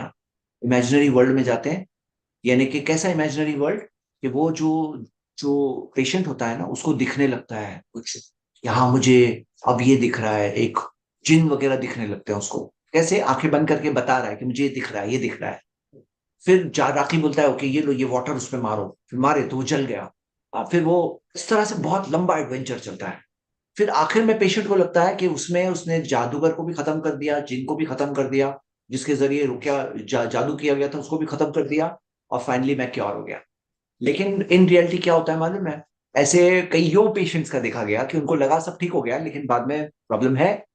ہوتا کیا ہے کہ جب یہ کیا ہو رہا ہوتا ہے کہ وہ جن جو ہوتا ہے، جو پریشان کرنے والا جن، وہ گیم کھیلتا ہے ان کے ساتھ، اور راقی ہیرو بن کے آتا ہے اس کے اندر کہ راقی نے کیا. تو اس طرح سے پورا ڈراما، فل ٹائم ڈراما. اور میں نے اسکالر سے پوچھا، انہوں نے کہا یہ سب پوری جادوگری ہے، یہ سب ساری چیزیں ہونا قرآن حدیث میں نہیں ملتی ہے، یہ ایسے ایڈونچرز پورے اندر اندر چلتے ہیں. تو اس کے اندر کیا ہوتا ہے نا، صحیح سمپل طریقہ، سمپل چیز بیسٹ ہوتی ہے. آپ رکیا کرو، اور رکیا کرنے میں نا یقین کے ساتھ کرو، ایمان کے ساتھ کرو کہ اس میں علاج ہے، علاج ہے. اچھا ایک بات بتا دوں، کیا ہوتا ہے کہ اتنا سمپل سمجھو کہ مثال کے طور پر میں دوا لے رہا ہوں، بیمار ہوں، اگر نہیں ہو الحمد للہ، اگر کوئی بیمار ہے دوا لے رہا ہے، ڈاکٹر نے کہا تمہیں سردی ہو گئی ہے یہ دوا پیو، ٹھیک ہے. اب وہ دوا تو پی رہا ہے، ساتھ میں ٹھنڈا پانی پی رہا ہے، ٹھنڈی ٹھنڈی وہ مطلب جو چیزیں ڈاکٹر منع کیا وہ کر رہا ہے. تو دوا بھی اثر کرے گی، وہ بد پرہیزی بھی اثر کرے گی. کبھی بد پرہیزی غالب آئے گی، کبھی دوا غالب آئے گی، ہے کہ نہیں؟ مطلب علاج میں یہ موانع ہے، یہ بیریئر ہے، روکنے والی چیز ہے، وہ علاج کا اثر ہونے میں یہ روکنے والی چیز ہے. تو کبھی کبھار کیا ہوتا ہے، قرآن حدیث میں تو شفا ہے، لیکن کچھ چیزیں ہوتی ہیں جو لوگ کرتے ہیں، جو روکتی ہے. ہاں جو روکتی ہے، وہ اثر آنے سے روکتی ہے. تو آپ کو کیا کرنا ہے؟ دو چیزیں کرنا ہے کہ کیا چیز ہے جس سے وہ اثر روکنے والی چیزیں کیا ہے. تو میں آپ کو سمپل بتاتا ہوں. یقین کے ساتھ پڑھو، پورے یقین کے ساتھ کہ اس میں شفا ہے، پورے یقین کے ساتھ. کیونکہ اللہ نے کیا کہا؟ نبی صلی اللہ علیہ وسلم نے فرمایا کہ اللہ تعالیٰ کہتا ہے انا ان ظنی عبدی بی، جیسا بندہ میرے بارے میں سوچتا ہے میں اس کے ساتھ ویسا ہی کروں گا. ان ظن بی خیرن فلہو، میرے بارے میں اچھا سوچے گا میں اس کے ساتھ ویسا کروں گا، میرے بارے میں برا سوچے گا تو اس کے ساتھ ویسا ہی کروں گا. کیونکہ جیسا بندہ سوچتا ہے اللہ ویسا ہی کرتا ہے. تو ہمیں اچھا سوچنا چاہیے کہ اس میں علاج ہے، اس میں ڈاؤٹ نہیں کہ ہاں ٹرائی کر کے دیکھتا ہوں، نہیں نہیں، یقین. تو یہاں پہ کیا ہے، اگر کوئی پڑھ رہا ہے لیکن اس کے اندر روکنے والی چیز کیا ہے؟ یقین نہیں ہے، تو وہ دوائی انفیکٹو ہے. سمجھے آپ؟ تو یہ چیزوں پہ دھیان دینا چاہیے. اور اس میں نے اپنا ایک لیکچر ہے 3 گھنٹے کا جس کے اندر میں نے ایکسپلین کیا ہے یہ ٹاپک، تو آپ ڈیٹیل میں وہاں پہ دیکھ سکتے ہیں انشاءاللہ. اور میں کہوں گا کہ جزاک اللہ خیر. راکیوں کے پیچھے جانے کی کوئی ضرورت نہیں ہے، آپ خود علاج کرو. اور ہاں کوئی راکی مل گیا تو میں نہیں کہہ رہا ہوں سب کے سب برے ہیں، کوئی اگر ہے کوئی کر لے تو کوئی حرج نہیں ہے، لیکن محتاج مت بنو اور یہ مت فیل کرو کہ کوئی راستہ نہیں ہے. جی زید بھائی وہ بھی کوئی ایک حدیث بھی ہے نا کہ جو کسی سے رکیا نہیں کرائے گا تو وہم لا بالکل. یسترقون والی جو 70,000 لوگ جو بغیر حساب و کتاب کے جنت جائیں گے، ان میں سے وہ لوگ بھی ہیں لا یسترقون، جو رقیہ طلب نہیں کرتے. مطلب رقیہ مانگتے نہیں ہے، رقیہ کر دو رقیہ کر دو، یہ نہیں مانگتے. مطلب یہ ایک ہائر لیول ہے کہ رقیہ کر دو، یہ مانگنا نہیں چاہیے. یہاں تک دیکھا گیا ہے کہ ایک شیخ تھے، ان کے بارے میں وہ کچھ پریشانی میں تھے وغیرہ، اور وہ ایک ایسے شخص سے ملاقات ہوئی جو رقیہ کرتے ہیں. تو وہ بتا رہے تھے کہ شیخ نے بتایا کہ مجھے ایسی ایسی پریشانی ہے، ایسی پریشانی، لیکن یہ نہیں کہا کہ مجھے رقیہ کر دو. یہ نہیں کہا رقیہ کر دو. کیوں؟ کیونکہ اگر وہ کہیں گے رقیہ کر دو تو وہ 70,000 میں تو نہیں آئیں گے، وہ تو چاہتے تھے میں 70,000 میں پہنچ جاؤں. تو انہوں نے یہ نہیں کہا کہ رقیہ میرے لیے کر دو. وہ اب وہ ان کو خود سمجھنا ہے کہ رقیہ کر دو، کیونکہ کوئی کر دے تو نو پرابلم، تم مت مانگو. سمجھ رہے آپ؟ یہ ایک انکریج بات ہے، سسٹم ہے یہ. جی جزاک اللہ خیر. زید بھائی before we go to the other question, I just want you to clarify کہ کچھ لوگ ہیں کہ یہ فتنہ بھی بہت بڑا ہے کہ لوگ کہتے ہیں کہ بھائی یہ جو جادو رسول اللہ صلی اللہ علیہ وسلم پہ ہونا یہ ممکن ہی نہیں ہے، یہ پاسبل ہی نہیں ہے کہ ایسا ہو، تو وہ اس کو انکار کرتے ہیں. تو ایسے لوگوں کے لیے کیا جواب ہے؟ اچھا، وہ کیوں انکار کرتے ہیں؟ وہ یہ کہتے ہیں کہ قرآن کی حفاظت پھر کیسے ہوگی؟ تو ہم دیکھتے ہیں کہ نبی صلی اللہ علیہ وسلم کے نماز میں بھولے کہ نہیں پوچھے ہوں گے، نہیں بھولے، ان کو پوچھیں گے کہ نبی صلی اللہ علیہ وسلم کو کبھی سردی بخار وغیرہ کچھ آیا کہ نہیں آیا؟ تو قرآن کی حفاظت ہوئی نہیں ہوئی؟ ہاں ہوئی. کیوں؟ کیونکہ سردی بخار کا اس پہ اثر تھا، اتنا اثر تھا کہ سردی بخار آیا، ہوا. کریکٹ؟ ہاں بخار آیا، فیور آیا، نبی صلی اللہ علیہ وسلم ثابت ہے.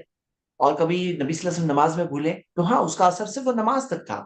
تو یہاں پہ جادو کا اثر کیا تھا؟ اتنا اثر تھا کہ نبی صلی اللہ علیہ وسلم اپنی بیویوں کے پاس گئے تھے یا نہیں گئے تھے ان کو یہ یاد نہیں رہتا. ان کو لگتا کہ گئے تھے لیکن حالانکہ نہیں گئے تھے. یہ 6 مہینے کے قریب تک اثر رہا، لیکن اتنا اثر، بس باقی زندگی پہ اثر نہیں تھا. اور یہاں پہ بعض لوگ یہ کہتے ہیں کہ جادو کا اثر نبی پہ کیسے ہو سکتا ہے؟ تو قرآن میں ہے کہ موسیٰ علیہ السلام کے سامنے جب جادوگروں نے جب لاٹھیاں پھینکی تو ان کو یخیل الیہ، انہیں ایسا لگا کہ یہ سب کے سب سانپ ہے، کیونکہ وہ جادو کے اثر کی وجہ سے لگا. تو جادو کا اثر نبی پہ نہیں ہو سکتا ہے. تو موسیٰ علیہ السلام کو قرآن میں جو ذکر ہے کہ انہیں لگا، اور وہی الفاظ یخیل الیہ نبی صلی اللہ علیہ وسلم کے پاس آتا ہے، کے لیے آتا ہے صحیح بخاری کی حدیث میں، کہ انہیں لگتا کہ وہ بیویوں کے پاس گئے حالانکہ نہیں گئے تھے. وہی الفاظ ہے. جب وہی ورڈز قرآن میں آتے تو وہ لوگ مانتے ہیں، وہی ورڈز حدیث میں آتے تو نہیں مانتے. یہ کیا بات ہے؟ ہاں یہ کیا بات ہے؟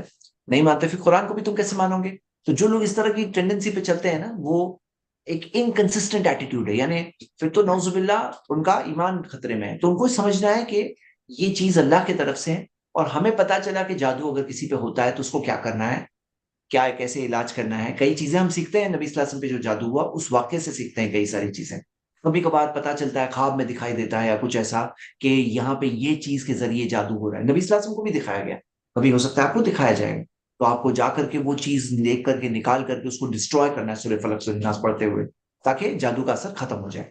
یعنی کہ یہ طریقہ ہے اس کا. جی جزاک اللہ خیر. ایک سوال آیا ہے کہ قرآن یا حدیث میں کہیں ایسا ملتا ہے کہ لڑکیاں جب بال کھلے رکھتی ہے تو شیاطین اٹریکٹ ہوتے ہیں؟ اگر نہیں ہے تو پھر لوگ معاشرے میں ایسی باتیں کیوں دیتے ہیں؟ اس کی کوئی دلیل کہیں سے ملتی ہے؟ دیکھیے کیسا ہے نا کہ لڑکی اگر بال کھلے رکھتی ہے اور نامحرم مردوں کے سامنے جائے تو حرام ہے، شیاطین سے پہلے انسان اٹریکٹ ہوں گے، اور یہ حرام چیز اسلام میں منع ہے. ٹھیک ہے. ہاں اگر صرف لڑکیاں ہیں وہاں پر یا گھر میں ہے کوئی اور ہے نہیں تو پھر کیوں نہیں کھلا رکھے، رکھ سکتی ہے نا، اس سے کیا پرابلم ہے. اور اس میں جو کہتے ہیں کہ جن اٹریکٹ ہوتے ہیں، تو قرآن حدیث میں تو ایسی کوئی بات نہیں ہے، کوئی ایسی بات نہیں ہے. اور ہمارے پاس طریقہ ہے ہماری حفاظت کا، اور ملٹیپل لیول پروٹیکشن ہے. پروٹیکشن جو ہوتا ہے نا شکیب بھائی، ملٹیپل لیول پروٹیکشن کیسا ہوتا ہے ہوں، کہ ایک لیول ہوتا ہے کہ جیسے مثال کے طور پر گھر میں آ رہے ہو، بسم اللہ کہہ کر اندر آئے، بسم اللہ کہہ کر دروازہ بند کی، شیطان نہیں آ سکا اندر، پروٹیکشن ایک لیول ہو گیا. پھر آپ گھر میں آ کر آپ کے صبح شام کے اسکار پڑھ رہے ہو تو آپ کا ایک الگ لیول ہو گیا پروٹیکشن. ہاں. پھر آپ جو کر رہے ہو، کھانا کھا رہے ہو بسم اللہ کہہ کر کھا رہے ہو، آپ کا ایک الگ لیول کا پروٹیکشن. کالج جا رہے ہو اس کی الگ دعا پڑھ رہے ہو، میاں بیوی کے تعلقات کی الگ دعا ہے. تو یہ سب میں الگ لیول کا پروٹیکشن ہے، یعنی ملٹیپل لیول پروٹیکشن ہے. یعنی صرف ایک پروٹیکشن کا لیول نہیں ہے، ملٹیپل لیول پروٹیکشن ہے ہماری.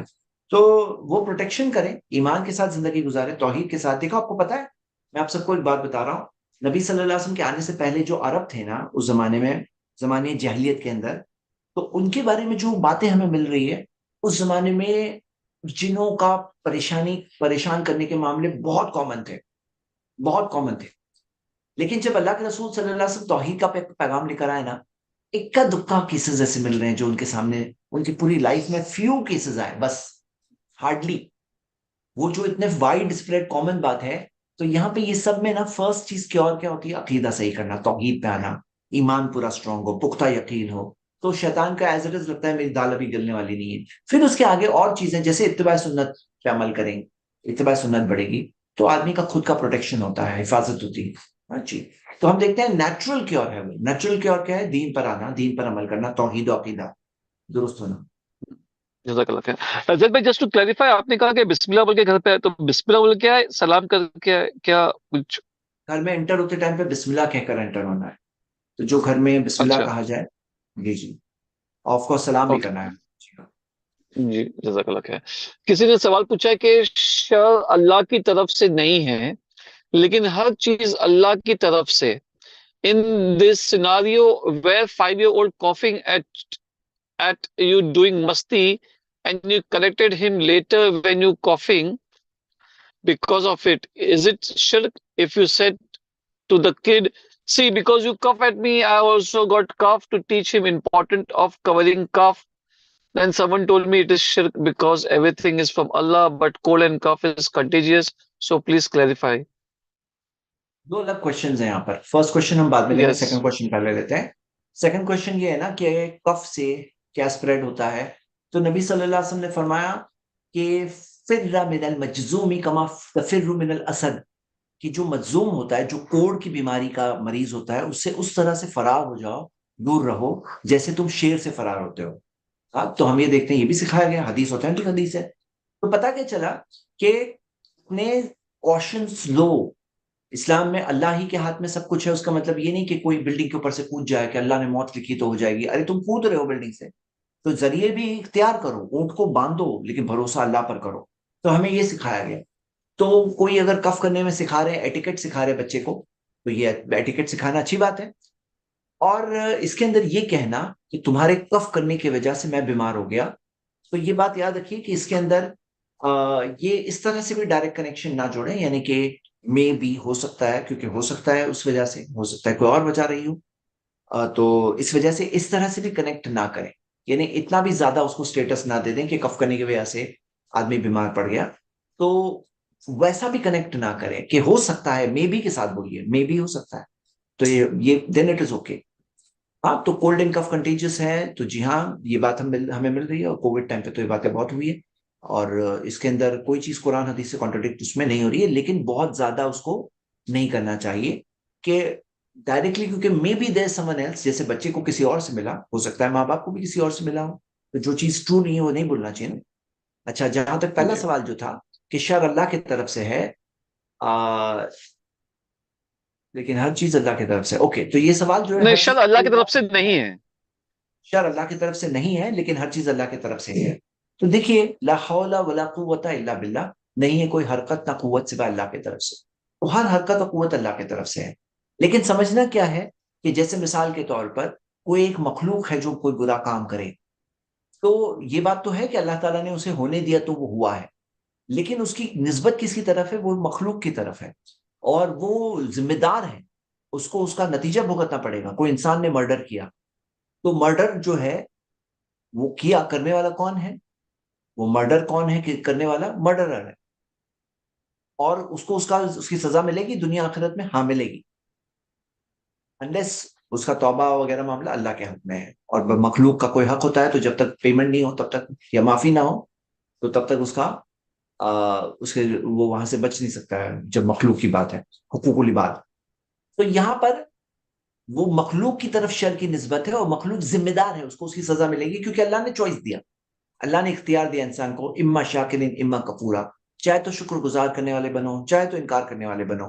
ہاں، تو اللہ تعالیٰ نے چوائس دیا۔ اب وہ چوائس میں کسی نے برا کیا، وہ برا کرنے کی وجہ سے تمہارے ساتھ برا ہوا، تو شر کی نسبت کس کی طرف ہے؟ وہ مخلوق کی طرف ہے۔ تو یہ ایٹیکٹ ہے، ایٹیکٹ ہے، ہر چیز اللہ ہی کے ہاتھ میں ہے۔ اور اللہ نے امتحان رکھا تھا اس بندے کے لیے کہ اس کا مرڈر ہوا، تو اللہ نے امتحان رکھا تھا، اس کے ساتھ یہ نتیجہ اللہ تعالیٰ نے مقرر کیا تھا کہ ایسے جا کر اس کی موت ہونے والی ہے، لیکن شر کی نسبت کس کی طرف کی جائے گی؟ اللہ کی طرف۔ دیکھو ایک ایٹیکٹ ہوتا ہے، مثال کے طور پر کوئی کہے ایک بادشاہ سے کہ بادشاہ تم بھکاری نہیں ہو، تم چور نہیں ہو، تم ڈاکو نہیں ہو، تم یہ نہیں ہو، وہ نہیں ہو، وہ نہیں ہو، بولے تعریف تو کر رہا ہے، وہ تعریف نہیں کر رہا ہے، وہ انسلٹ کر رہا ہے بادشاہ کی، کیونکہ یعنی کہ بادشاہ سے بات کرے کوئی ایٹیکٹ ہوتا ہے نہیں ہوتا ہے۔ تو اللہ تعالیٰ کی طرف نسبت میں ہمیں سمجھنا ہے کہ مخلوق کا شر جو ہے، جو اللہ نے انسان کو چوائس دیا، کیوں دیا؟ تاکہ انسان کو جنت میں جا کر ہمیشہ رہنے کا چانس مل رہا ہے، انسان کو اتنا بڑا موقع دیا اللہ تعالیٰ نے، تو انسان ابھی برا کام کرے تو ذمہ داری کس کی ہے؟ انسان کی ہے نا؟ جی، جزاک چلیے اللہ ہم لاسٹ خیر 5 زید منٹ بھائی، بہت کلاس ہے۔ جی جی جی ہاں جی، جی بہت کنفیوژن ہوتا ہے جب ہم کہتے ہیں کہ سورہ اخلاص، سورہ ناس، سورہ فلق پڑھنا ہے، سورہ فلق، سورہ ناس تین تین بار پڑھنا ہے، پھر پھونکنا ہے، تو لوگ ہمیشہ پوچھتے ہیں کہ پہلے ایک ایک کر کے پڑھ کے تین بار پڑھنا ہے، پھر بعد میں پھونکنا ہے، کیا پہلے پھونکنا ہے، اور یا پھر تین بار پھونکنا ہے یا ایک بار پھونکنا ہے؟ تو آپ یا اپنے آپ کو وائپ کرنا ہے؟ تو جناب پلیز ابھی down camera can you show every one کہ کیا اسٹیپس ہونے چاہیے، سیکوینس کیا ہونی چاہیے؟ اس بارے میں صحیح جو نارمل طریقہ ہے وہ یہی ہے کہ تینوں تین بار جو پڑھنا ہے، اب کیسے سوٹ ہوتا ہے کہ انسان کو تینوں ایک بار پڑھ لیے، پھر سیکنڈ ٹائم پڑھے تینوں، پھر تینوں تھرڈ ٹائم پڑھے، یہ ایک طریقہ ہو سکتا ہے، اور تینوں کل ایک بار پڑھے، تینوں تینوں مطلب تینوں فلک، مطلب تین بار، تینوں مطلب تین بار سورہ اخلاص، تین بار سورہ فلق، تین بار تین بار سورہ سورہ ناس۔ اخلاص، تین بار سورہ فلک، تین بار سورہ ناس پڑھنا ہے۔ تو ایک سیٹ پڑھ لیے تینوں کا، دوسرا سیٹ پڑھ لیے، تیسرا سیٹ پڑھ لیے، یہ ایک طریقہ ہوا۔ اور کوئی اگر اس طرح سے پڑھے، تین بار کل پڑھ لے اور تین فلک سورہ فلک پڑھے، تین سورہ ناس پڑھے، اس بارے میں مجھے پتا نہیں ہے، چیک کرنا پڑے گا، چیک کرنا پڑے گا، لیکن فائنلی تو تین بار پڑھ رہا ہے۔ تو اس نے پڑھا اور پڑھ کر کے باڈی پہ دم کرے، ہاتھوں پہ دم کرے، پھر باڈی پہ، فیس پر، باڈی پہ جہاں تک ہینڈز ریچ کر سکتے ہیں وہاں تک وہ رب کرے، جیسے کہ حدیث میں الفاظ میں ملتے ہیں۔ میں نے فرسٹ ڈے یہ حدیث پڑھی تھی، سورہ اخلاص کے ٹائم پہ حدیث پڑھی تھی، وہ بتائی تھی آپ لوگوں کو۔ اور کیا پوچھا آپ نے؟ جزاک اللہ خیر۔ پہلے یا بعد نہیں میں؟ مطلب ہاں سیکوینس، ایکچولی ہے ہاں نا، پہلے یا ایک بعد حدیث میں؟ کے اندر پہلے والے ورڈز آتے ہیں، ایک حدیث کے اندر آتے ہیں کہ پہلے دم کر کے پھر پڑھنا، لیکن اللہ عالم وہ شاید نریشن کی وجہ سے وہ زیادہ پرومیننٹ اور زیادہ فیمس بات یہی ہے کہ پڑھنے کے بعد دم کر کے پھر وہ باڈی پہ رب کیا جائے۔ جی، جزاک اللہ خیر۔ نظر کا علاج کیا ہے اور اس سے کیسے بچ سکتے ہیں؟ تینوں کل میں پروٹیکشن ہے نا، نظر کی بھی پروٹیکشن ہے۔ سورہ فلق سورہ ناس جب ہم پڑھ رہے ہیں، سورہ فلق میں جب من شر حاسد اذا حسد آ گیا، تو اس کے اندر نظر کا پروٹیکشن بھی اس میں ہے، جو تین کل صبح اور شام پڑھنا چاہیے، صبح اور شام کے اذکار میں، سوری رات میں سوتے ٹائم پڑھنا چاہیے، نمازوں کے بعد پڑھنا چاہیے، اور صبح شام کے اذکار کے اندر ہم دیکھتے ہیں جو باقی اور اذکار ہے جس کے ذریعے ہمارے لیے حفاظت اور پروٹیکشن ہے، تو اس میں پڑھنا چاہیے الحمدللہ۔ اور یہ ہو گیا پروٹیکشن، اور کسی کو اگر پرابلم ہو گیا ہے تو وہ علاج کے طور پہ سورہ فلق سورہ ناس پڑھے۔ اور اگر پتا ہے کہ کسی نے ایسے تعریف کی تھی، اس کی نظر لگی ہے، تو ہمیں حدیث میں ملتا ہے کہ ایک چیز جو اللہ کے رسول صلی اللہ علیہ وسلم سے ثابت ہے کہ وہ شخص وضو کرے، اور وضو کے جیسے ٹوٹل وضو نہیں ہے وہ، اس کے اندر پارٹس آف دا باڈی میں کچھ تھوڑا سا ڈفرینس ہے، کہ وضو کے علاوہ اس میں گھٹنے بھی شامل ہے، واش کرے، وہ پانی ایک برتن میں کلیکٹ کرے، اور داخلی ازاری ہی اپنے لباس کا ایک داخل کا حصہ اس میں ڈپ کرے اور پھر وہ پانی جس کو نظر لگی اس کے سر کے پیچھے سے بہا دیا جائے. تو یہ صحیح بخاری کی حدیث ہے. یہ کرنے سے وہ نظر کا اثر چلے جاتا ہے. یہ ایک اوتھینٹک چیز ہے. اور یہ کرنا نبی صلی اللہ علیہ وسلم کے زمانے میں بھی ہوا تھا. اور اللہ کے رسول صلی اللہ علیہ وسلم نے ایک صحابی کو کہا تھا یہ کرنے, انہوں نے کیا, اور دوسرے صحابی جن کو نظر لگی تھی اس سے انہیں اس کے ذریعے شفا ملی. اس کے اندر ایک اسٹرکٹ رول یہ ہے کہ جب بھی آپ کسی کی تعریف کرو تو اسے دعا دو ساتھ میں, اور وہ دعا کیا ہے؟ بارک اللہ فی, یعنی اللہ تمہیں برکت دے اس میں. لیکن ہوتا کیا نا, اتنے کنجوس ہوتے ہیں نا لوگ اندر سے کہ برکت دے اللہ اسے, یعنی اس کا یہ نیک اچھی چیز ہے اس کے پاس اور بڑھ جائے, او ہو وہ بڑھ جائے اور میرے پاس نہیں ہے. یہی تو حسد ہے اندر. من شر حاسد اذا حسد. تو حسد نہیں ہونا چاہیے دل میں. صاف دل انسان کے اندر یہ ایسے نہیں ہونا چاہیے کہ کنجوس مت بنو کہ تم دعا نہیں دینا چاہتے ہو کہ اللہ برکت دے اسے, اللہ برکت دے اسے. تو برکت کی جب دعا دیں گے نا تو کیا ہوگا؟ ہماری نظر نہیں لگے گی. اور اگر آپ یہ دعا نہیں دوں گی تو آپ کی نظر لگنے کے فل چانسز ہیں. آپ کسی کو تکلیف پہنچا رہے ہو اور اس کے لیے ذمہ دار ہو آپ. ہاں, تو تعریف کرنے میں خاص طور سے ورڈز میں جب بولتا ہے ایک انسان تو اس کو ساتھ میں اس کو دعا دینا چاہیے کہ اللہ اسے برکت دے. یا تو اگر نہیں کرنا ہے تو چپ رہو, کم سے کم اس کی تعریف مت کرو, کیونکہ یہ حسد ہوتا ہے.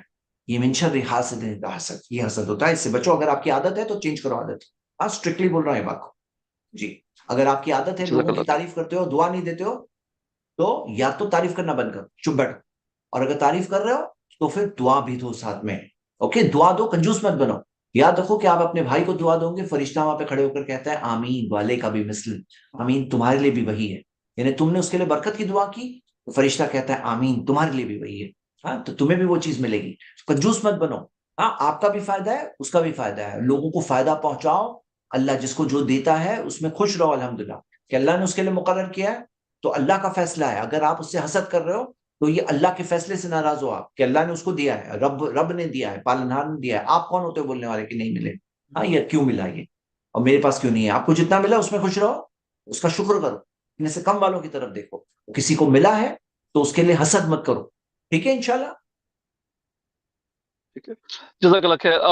فورتھ آیت ومن شر النفاثات فی العقد میں فک مارنے والی والیوں کے شر سے پناہ چاہتے ہیں. اس طرح سے لرن کر سکتے ہیں کیا شیخ؟ والیوں, یہ والی نہیں, والیوں ہے. نفاثات جو ہے نا پلورل ہے, جمع مؤنث سالم کہتے ہیں. نفاثتن سے نفاثاتن, یہ مومنات مسلمات یہ سب جو ہے نا فیمیل پلورل ہوتے ہیں. تو یہ والی نہیں ہے, سنگولر نہیں ہے, والیوں ہے. ہاں, والیوں کے شر سے پناہ مانگنا. تو والی ورڈ ہٹا تو والیوں ہے. جی, تو جو ٹرانسلیشن کسی نے اوتھینٹک ٹرانسلیشن کیا ہے نا آپ وہی لرن کرو, وہ زیادہ اچھا ہے. جزاک اللہ خیر. کیا حسد جیلسی یا self esteem lower self esteem ہے کیا سنو فرق سمجھو حسد؟ کہ جیسے مثال کے طور پر کوئی چیز کسی کے پاس ہے اور آپ بولو کاش میرے پاس بھی ہوتا. یہ حسد ہے کیا؟ نہیں, یہ حسد نہیں ہے. حسد کیا ہے نا, اس کے پاس ہے, کاش نہیں ہوتا اس کے پاس, یا کاش تھوڑا کم ہوتا, اتنا زیادہ نہیں ہوتا, کم سے کم کم ہوتا ہے. تو یہ کیا ہے؟ یہ حسد ہے. یہ کہنا کاش میرے پاس بھی ہوتا. تو نبی صلی اللہ علیہ وسلم نے فرمایا کہ یہ دو چیزوں میں اجازت ہے یہ بولنے کی, کاش میرے پاس بھی ہوتا, کہ کوئی نیک شخص کو دیکھو جس کے پاس علم ہے اور وہ اس پہ عمل کر رہا ہے تو بول سکتے ہو کاش میرے پاس بھی ہوتا. اور دوسرا, جب کسی کا پیسہ ہے وہ اسے صدقہ کر رہا ہے, اللہ کے راستے میں خرچ کر رہا ہے, اور آپ کو کاش میرے پاس بھی ہوتا, میں بھی خرچہ کرتا. تو یہ دو چیزوں میں جائز ہے کہ آپ کہو کہ کاش میرے پاس بھی ہوتا. باقی کسی کو دیکھو اس کے پاس گاڑی ہے, او کاش میرے پاس بھی ایسی گاڑی ہوتی, کاش یہ سائیکل ہوتی, ایسے کپڑے ہوتے, ایسا گھر ہوتا, وہ سب میں اجازت ہی نہیں ہے بولنا. کاش میرے پاس ہوتا وہ بولنے کی بھی اجازت نہیں ہے. یعنی حسد سے ایک سٹیپ پہلے روکا گیا ہے, حسد تک جانے سے ایک سٹیپ پہلے ہی روکا گیا ہے. صحیح بخاری کی حدیث ہے. تو مطلب کہ کاش میرے پاس ہوتا یہ بولنے کی بھی اجازت نہیں ہے آپ کے پاس. بولنے کی اجازت دو سچویشن میں, صحیح بخاری کی حدیث, میں نے دونوں سچویشن آپ کو بتا دی. اور یہ کہنا کہ اس کے پاس نہیں ہوتا یہ تو حسد ہے. کاش اس کے پاس نہیں ہوتا, ارے اس کے پاس ایسا کیوں ہے, ہاں میرے پاس کیوں نہیں ہے. یعنی کہ تم بول رہے ہو کیوں ہے, یعنی تم بول رہے ہو کاش نہیں ہوتا, یہ انڈرسٹوڈ ہوتا ہے. ایسے بات بولنا ہی حسد ہے. جی, جزاک اللہ خیر. تو میرے برادر کیا اینڈ اگر سسٹرز کوئی پریکٹیکل جو ہے نا, جو بات ہے نا یہاں پہ پریکٹیکل جذبہ فیلنگ لے کے جاؤ ساتھ میں. مطلب کیا ہے نا کہ کئی بار دینی درس میں بیٹھتے ہیں لوگ اور بیٹھ کر کے اسے اپنے تک نہیں اپلائی کرتے ہیں, خود کی سوچ تک اپلائی نہیں کرتے ہیں. اصل فائدہ تب ہوتا ہے نا جب ہم اپنی سوچ پہ اپلائی کرتے ہیں. میں ایسا ہوں کہ نہیں ہوں, اپنے اوپر اپلائی کرو. آپ ایسے ہو کہ نہیں ہو, اگر ہو نہ ایسے تو چینج کرو. کیونکہ دنیا میں ہوں، نصیحت آپ کے کانوں تک پہنچ رہی ہے, قرآن کی آیت آپ تک پہنچ رہی ہے, آپ ترجمہ دیکھ رہے ہو, آپ تک یہ اب نصیحت پہنچنے کے بعد آپ کا حال ایسا نہیں ہونا چاہیے کہ آپ وہ چیز کے ساتھ زندگی گزار رہے ہو, حسد کے ساتھ, جو کل آپ کے لیے یہ کیا ہے, یہ ہلاکت کا ذریعہ ہے. حسد, ہاں, حسد بہت بڑی ہلاکت کا ذریعہ ہے. جی. صحیح. جزاک اللہ خیر. زید بھائی، اگر کوئی نان مسلم اپنے بچوں کو یا کسی کو لے کے آتا ہے، بھائی آپ تھوڑا سا اس کے بعد پڑھ پھک دو، تو کیا ہماری رکیہ کسی پڑھنا نان اس مسلم پہ کو بھی کیا اثر جا ہوگا؟ سکتا ہے. جی ہاں, رکیہ نان مسلم پہ بھی پڑھایا جا سکتا ہے, کسی پہ بھی پڑھایا جا سکتا ہے. جیسے ہم دیکھتے ہیں صحابہ نے ایک نان مسلم بادشاہ کے اوپر بھی رکیہ کیا, جس کو بچھو یا سانپ کیا تھا, جس نے ڈس لیا تھا, اور وہ سٹنگ کی وجہ سے, اسکارپین سٹنگ تھا نا, جی ہاں, بچھو کے سٹنگ کی وجہ سے ان کو زہر اس کے اوپر آ گیا تھا. اور صحابہ نے سورت الفاتحہ سے پڑھ کے رکیہ کیا, اور اللہ تعالیٰ نے اس کے ذریعے انہیں شفا دی. تو صرف سورت الفاتحہ, اور رکیہ بھی نام ہے سورت الفاتحہ کے ناموں میں سے ایک نام رکیہ ہے. کچھ لوگ کیا سوچتے ہیں مجھے بہت کچھ نہیں پتا ہے, یعنی آپ کو جو پتا ہے اس سے بھی پڑھ کے آپ رکیہ کر سکتے ہو, اور یہ کرنا ہمیں ملتا ہے, اور صحابہ نے کیا. جی. نان مسلم جزاک کے لیے اللہ بھی کیا جا خیر. سکتا ہے, کوئی پرابلم نہیں ہے. جی، جزاک اللہ ہاں, خیر. لیکن ساتھ زید ہمیں بھائی دین کی کو دعوت بھی دے دو تو کتنا اچھا ہو جائے کہ آپ رکیہ بھی کر رہے ہو, ساتھ میں تھوڑا سا ہلکا سے دین کا انٹروڈکشن بھی دے دو ان کو, اسلام کا انٹروڈکشن. آپ نہیں دے سکتے تو میری 10 منٹ کی ویڈیو ہے جس میں میں نے اسلام کا پورا انٹروڈکشن صرف 10 منٹ میں دیا ہے, وہ ویڈیو دکھا دو اس کو, کتنا اچھا ہوگا. جی. جزاک اللہ خیر. میرے خیال سے آخری 3 سوال لے لیتے ہیں زید بھائی، بیکاز یہی ٹاپک پہ دین وی کین کلوز اٹ انشاءاللہ. بچے مکمل اذکار نہیں پڑھتے ہیں، کیا ہم اذکار پانی پہ دم کر کے بچوں کو پلا سکتے ہیں؟ اس طرح کیا ان کی حفاظت ہوگی؟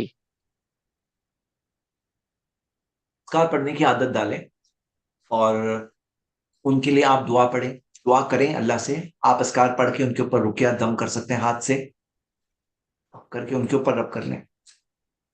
پانی پہ پڑھ کے دینا جو ہے نا, اس کے تعلق سے علماء میں اختلاف ہے, اور میں آپ کے سامنے دونوں باتیں رکھ رہا ہوں, اور مجھے جو چیز زیادہ کنونسنگ لگتی ہے وہ پروف کے ساتھ رکھ رہا ہوں.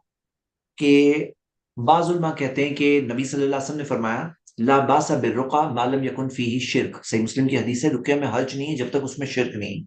یعنی رقیہ میں رقیہ کر سکتے ہیں لیکن شرک نہیں ہونا چاہیے, یعنی کہ کوئی شرک نہیں ہونا چاہیے اور کوئی حرام چیز اس میں نہیں ہونی چاہیے. تو یہ کہتے ہیں, یہ حدیث ہے, اس وجہ سے کہتے ہیں کہ پانی پہ دم کر کے بھی دے سکتے ہیں. حالانکہ اس کی حدیث نہیں ہے, نہ نبی صلی اللہ علیہ وسلم سے حدیث ملتی ہے, نہ صحابہ اکرام سے حدیث ملتی ہے. ہمیں ڈائریکٹ حدیث اس تعلق سے نہیں ملتی ہے. کس چیز کی؟ جزاک اللہ پانی خیر. پہ دم کرنے کے تعلق سے پانی پہ کوئی حدیث پھونکنے نہیں کی، ہاں. ملتی ہے. جی. لیجیے میں جی. جواب بتا رہا ہوں. جی سنیے بات.